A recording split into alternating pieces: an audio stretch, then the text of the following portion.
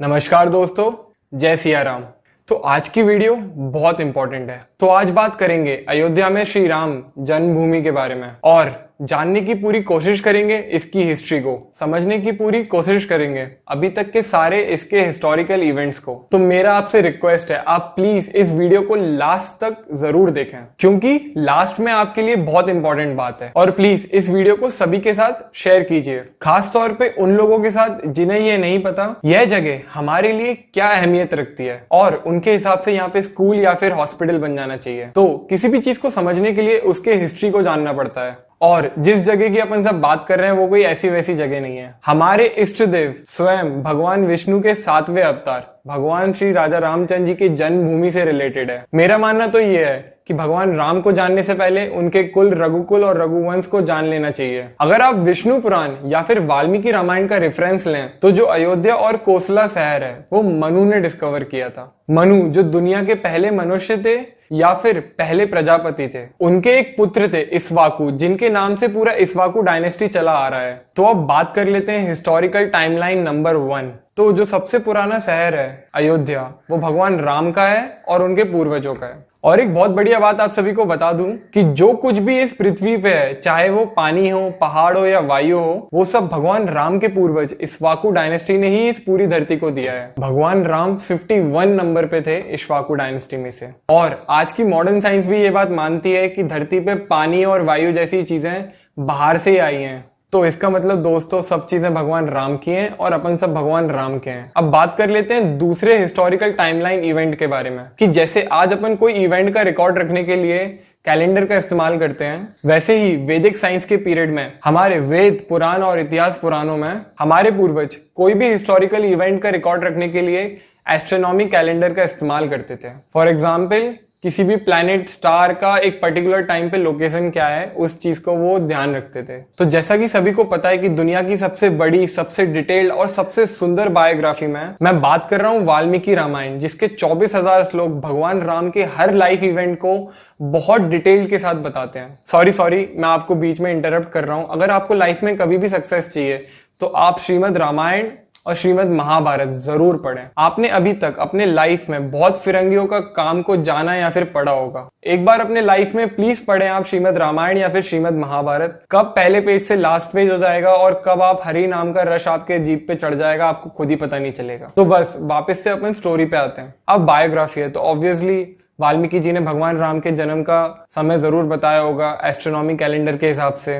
तो दोस्तों एक बात मैं आपको बता दूं कि सो कॉल्ड मॉडर्न साइंस ने एक एस्ट्रोनॉमिकली सॉफ्टवेयर बनाया जिसमें आप किसी भी प्लैनेट या फिर स्टार की लोकेशन डालेंगे तो ये आज के कैलेंडर के हिसाब से आपको वो डेट बता देगा। तो जब वाल्मीकि जी की दी गई उन स्टार्स और प्लैनेट की लोकेशन उस सॉफ्टवेयर में डाली तो उसके हिसाब से भगवान राम का जन्म 10 जनवरी दोपहर के 12:05 सन 5114 ईसा पूर्व में हुआ था। और भी हिस्टोरिकल इवेंट लोकेशन की इंफॉर्मेशन उस सॉफ्टवेयर में डाली तो पता चला कि जब हनुमान जी सीता माता से लंका में मिले थे तो वो दिन था 12 सितंबर 5075 ईसा पूर्व। तो दोस्तों इससे एक बात तो प्रूफ होती है कि मॉडर्न साइंस भी भगवान राम को मानता है। उनके हिसाब से वो 7000 साल पहले थे। लेकिन अगर आप किसी एक छोटे बच्चे से भी पूछोगे जिसे सनातन धर्म का थोड़ा सा भी ज्ञान होगा, वो इस बात को गलत बताएगा, क्योंकि हम सभी लोग जानते हैं कि भगवान राम त्रेता युग के हैं और 5000 साल पहले भगवान कृष्ण ने जब ये धरती छोड़ी तो कलयुग लग गया, जिसमें आज अपन सभी हैं। और भगवान कृष्ण द्वापर युग में थे जो करीबन 8,64,000 साल चला था। तो इस हिसाब से भगवान राम इस धरती पे 9 लाख साल पहले थे। मुझे पता है आपको सुनने में बिल्कुल यकीन नहीं हो रहा होगा, बट इस बात को मॉडर्न साइंस खुद ही प्रूफ कर देगा। हम सभी लोगों ने राम सेतु के बारे में तो सुना ही होगा। उसकी कार्बन डेटिंग की गई कि ये जानने के लिए वो कितने साल पुराना है। तो पता चला मिडिल में वो कुछ 18,000 साल पुराना था और किनारे पे करीबन 1 लाख साल पुराना था। तो ये दोनों ही डेट 7,000 साल से पुरानी है। तो मतलब इसका मतलब ये है कि अभी इस सॉफ्टवेयर को बहुत कुछ सीखना बाकी है और अभी इस सॉफ्टवेयर में बहुत कमी है। अभी और टाइम लगेगा मॉडर्न साइंस को वैदिक साइंस के लेवल पे पहुंचने के लिए। और दूसरा एग्जाम्पल ले सकते हैं खुद वाल्मीकि रामायण में से, कि जब हनुमान जी लंका जाते हैं तो उन्हें लंका के गेट पे 4 दांत वाला हाथी दिखता है। और मॉडर्न साइंस इस बात को भी मानता है और उनके हिसाब से ऐसे जानवर 20 मिलियन साल पहले धरती पे रहते थे। और भी सैकड़ों एग्जाम्पल हैं जिससे ये बात प्रूफ होती है कि भगवान राम 9 लाख साल पहले इस धरती पे थे। अगर पहले टाइमलाइन और दूसरे टाइमलाइन की बात की जाए तो अपने सामने अपन को 2 आंसर मिलते हैं। पहला तो ये कि ये पीरियड बहुत पुराना है, इसकी हिस्ट्री बहुत पुरानी है, इस पूरे एरिया की जो अयोध्या के आसपास वाला एरिया ये बहुत पुराना है और अपन पुरानी की बात कर रहे हैं, मतलब लाखों साल पुरानी बात कर रहे हैं। और दूसरी मैं मानता हूं कि ये सबसे इंपॉर्टेंट चीज है अपन सबके लिए कि भगवान राम अपने लिए कितने इंपॉर्टेंट हैं और उनकी वजह से और उनके पूर्वजों की वजह से ही इस पूरे धरती पे धर्म है और जीवन है। और ऐसे ही लाखों वर्ष बीत गए, जहां पे भगवान राम का जन्म हुआ था वहां पे लोग लाखों वर्ष से पूजा करते हुए आ रहे थे। तो अब बात कर लेते हैं फाइनल थर्ड टाइमलाइन के बारे में। जैसा कि सभी को पता है कि 5000 साल पहले भगवान कृष्ण के धरती से जाने के बाद धरती पे फाइनल युग कलयुग लग गया। देवताओं की भाषा में बात करें तो इमरजेंसी लग गई। सारे देवी देवताएं धरती छोड़ के चले गए सिवाय 7 चिरंजीवियों को छोड़ के, जिनमें से एक परम राम भक्त श्री रामदूत हनुमान जी भी हैं। अगर सिंपल भाषा में बात करें तो जिनके पास कलयुग के एंड तक धरती पे रहने की परमिशन है, जब तक कि वापस से सतयुग स्टार्ट नहीं हो जाता। तो बात यह है दोस्तों कि सारे देवी देवताएं अपनी मूर्तियों में और मंदिर में रह गए, अपने पास नॉलेज है ही नहीं। दोस्तों सोचने वाली बात है, आप प्लीज इस बात पे थोड़ा सा गौर करिएगा। करीबन 800 साल पहले हमसे हमारी सारी नॉलेज चली गई। भले ही कलयुग 5000 साल पहले स्टार्ट हुआ हो, फिर भी अपना धर्म कितना प्रैक्टिकल है, कितना प्रैक्टिकल है। फॉर एग्जाम्पल कि 5000 साल पहले अपना कलयुग लगा, ऐसा नहीं कि 5000 एक दिन होने पे सारी चीजें खत्म हो गई। कलयुग अभी 4,32,000 साल और चलेगा। कितनी प्लानिंग के साथ हमसे हमारी नॉलेज छीन ली गई, हम लोग कुछ कर ही नहीं पाए। हमारे जो ओरिजिनल वेद पुराण, इतिहास पुराण, ओरिजिनल ग्रंथ जो नालंदा और तक्षशिला में रखे थे, वो मुगलों ने 800 साल पहले जला दिए। किसी ने सही कहा, अगर अपने पास वेदों की नॉलेज होती तो कलयुग केवल सिर्फ नाम का ही रहता।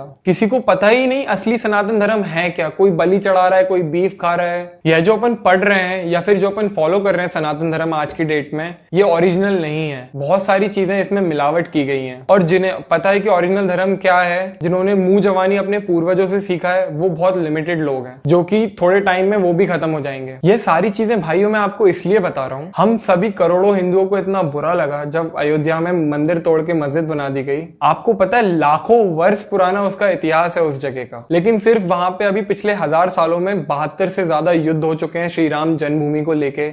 आप सोचिए कहां लाखों वर्ष पुराना उसका इतिहास और पिछले 1000 सालों में 72 युद्ध। कलयुग में भी हमारे हिंदू भाई सारे 72 बार लड़े, एक बार नहीं, 2 बार नहीं, 72 बार श्री राम जन्मभूमि के लिए। मैं उस पर बात नहीं करूंगा कि बाबर ने तोड़ा है, हुमायूं ने तोड़ा, किसने तोड़ा। अपन इस चीज का पता ऐसे ही लगा सकते हैं कि हिंदुस्तान में 30,000 मंदिर को तोड़ के मस्जिद बना दी गई। यहाँ तक कि हिंदुओं के लिए जो सबसे इंपॉर्टेंट जगह थी और दुनिया के सबसे पुराने शहरों में भी उसका नाम है प्रयाग, उसका नाम बदल के इलाहाबाद रख दिया। 30,000 मंदिर को तोड़ के मस्जिद बना दी गई। और अभी पाकिस्तान, बांग्लादेश और अफगानिस्तान की तो मैं बात ही नहीं कर रहा हूं कि कैसे बम लगा के मंदिरों को और मूर्तियों को तोड़ा गया है। और अगर आपको याद हो या फिर आपने कहीं पे पढ़ा हो कि अयोध्या में जो बाबरी मस्जिद थी उसको ये लोग मस्जिद जन्म स्थल भी बोलते थे। मतलब पहले तोड़ते थे, अब एक्सेप्ट भी करते खुलेआम कि हमने तोड़ के मस्जिद जन्म स्थल बनाया। और बाकी आप तुलसीदास जी द्वारा कलयुग में श्री रामचरितमानस को पढ़ते हो तो जब ये मंदिर तोड़ा जा रहा था तो वो वहीं सरयू नदी के किनारे रचना कर रहे थे। उन्होंने अपनी चौपाइयों में खुद कहा है कि जहाँ पे हिंदू भगवान राम की पूजा करते थे, जहाँ पे भगवान राम का जन्म हुआ था, उसको कैसे तोड़ा गया। यह सब सुप्रीम कोर्ट में गया, सुप्रीम कोर्ट ने ये सारी चीजें मानी। और अगर आपने पढ़ा हो रिसेंटली